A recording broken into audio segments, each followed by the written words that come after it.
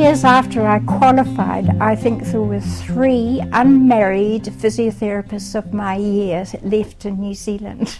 They'd all gone off to Britain, and that's what was done in those days. We talked about going home.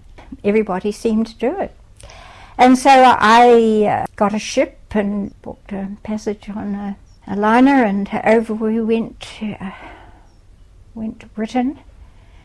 I registered with the Chartered Society when I first got there, and then went on to Edinburgh and did mainly relieving work while I was in Edinburgh.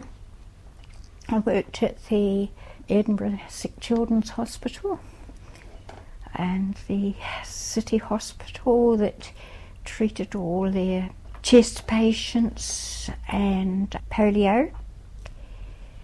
And then I did a 10-week stint at the Thistle Foundation, which was a hospital housing complex that was designed and built specifically for spinal injuries, post-spinal injuries after the war. And the patients all lived there with their families. Some went out to work, some were employed by Monroe Spun making sock tops in part of the hospital there.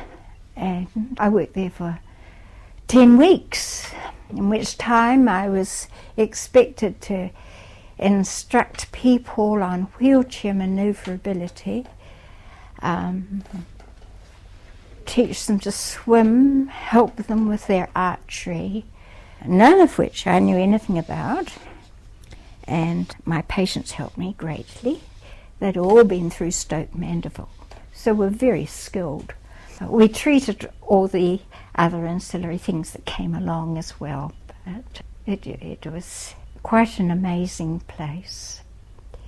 About 100 houses, all linked up by terraces down to the main block, where there was physiotherapy, OT, and a huge big area that was used by Monroe Spun, but should have been a gymnasium, a swimming pool, a church that was very beautiful and beautiful carvings on all the seats.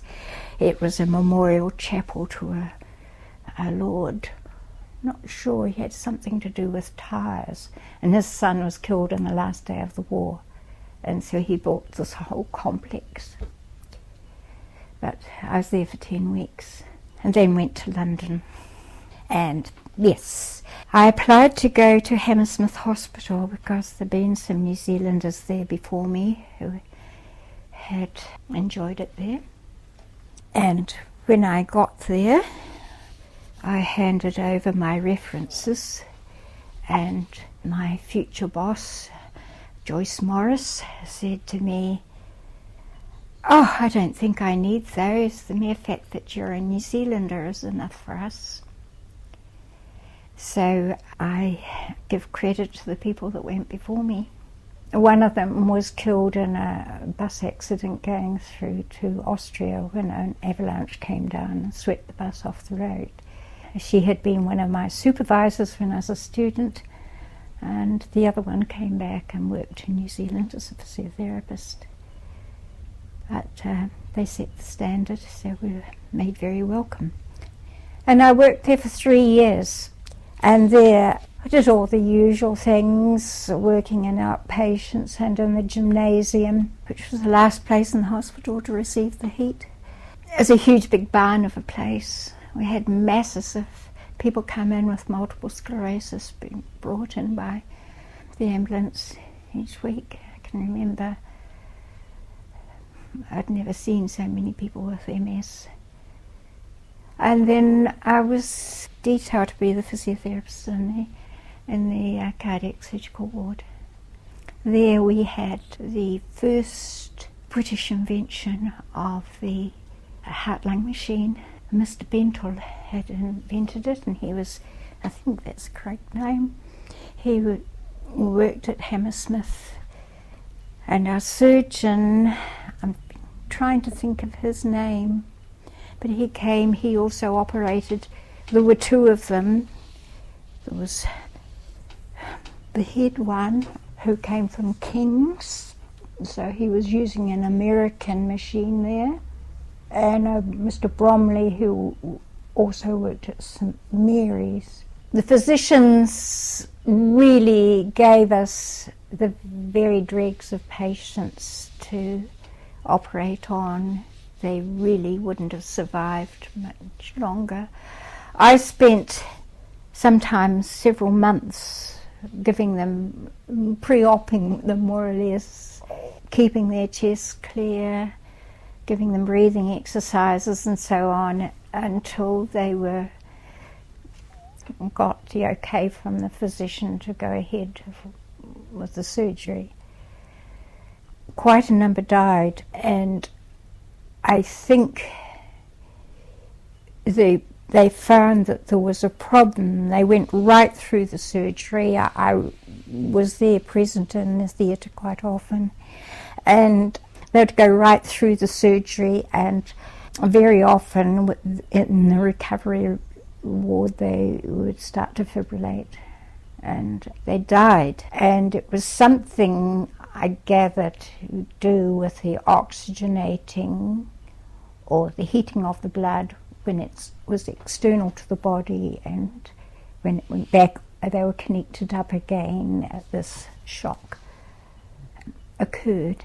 After we'd lost quite a number of patients, they took the machine off for a while, and I know that I got the Asian flu at that time and came back to New Zealand, and my successor wrote to me and said that they're celebrating their 100th success or something, and that she'd been to Switzerland to teach the physios what to do, and then she went to Moscow.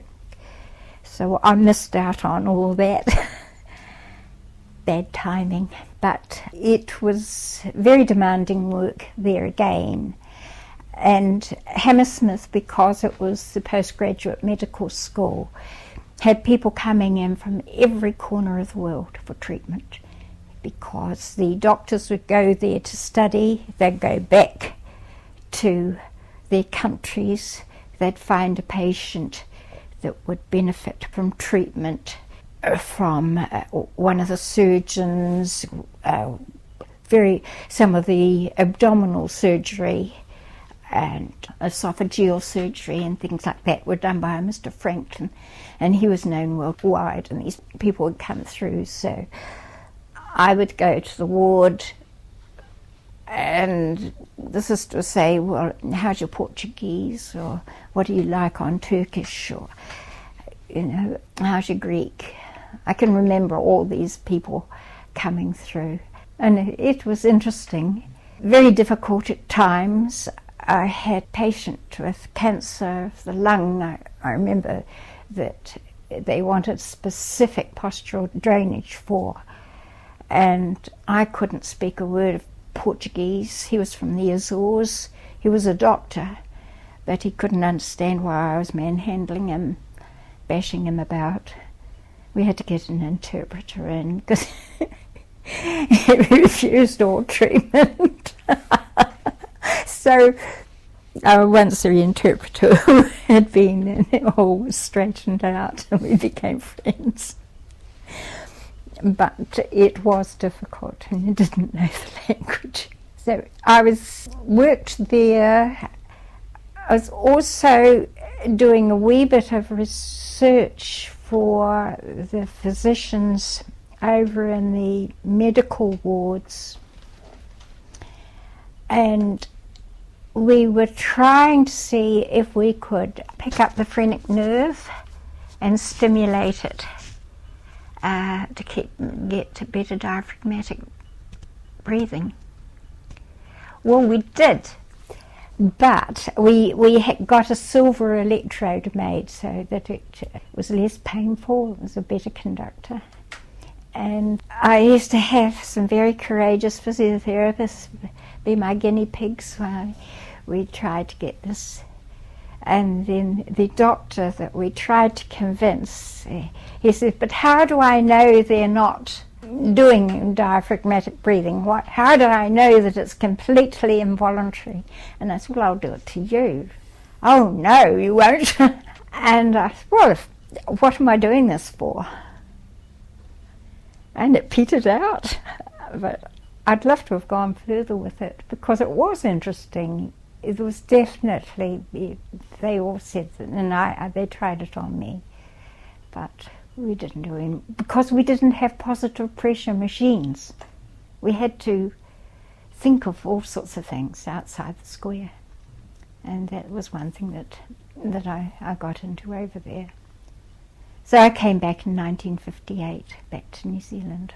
I was married by that time and went back to work as a supervisor at the hospital in Dunedin. But became pregnant, and so I worked through my pregnancy, and then I stopped. And my husband died 6 months after my daughter was born, so I didn't go back to work until she went to kindergarten. So I was able to work for 9 hours a week before they started taking my widow's pension away from me. So eventually I did that for a while. It was most unsatisfactory trying to supervise students when you're only there for 9 hours and having a staff member doing the work the rest of the time. So I managed to get a job as a physiotherapist to a physically handicapped school where I had school hours and school holidays. We stopped there for a wee while.